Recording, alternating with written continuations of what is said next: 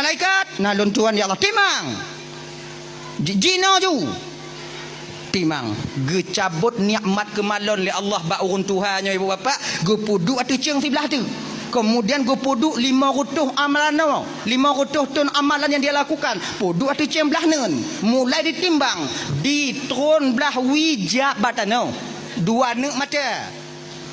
Golam kaki. Ban ke kalan dia urun Tuhan. Oi berat tak lagu 2 nek oh. Kamu tahu urun Tuhan?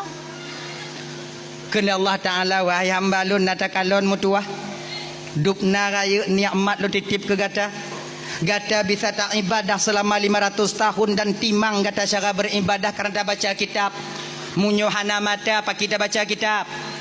Kemudian yang kedua mangat hati gata selama 500 tahun tak ibadah ba ulun karena lunjuk mata ke gata roto karena gata memandang cakrawala yang luasnya ciptaan daripada lu munyohana mata ngompu ke kalon. Kemudian selamat kah bak pulau tidoro kahinan, selamat kah 500 ton pakon karena nama mata munyohana mata tok 500 ton kahinan nyamon di baru urut lamon to kalon kahinan.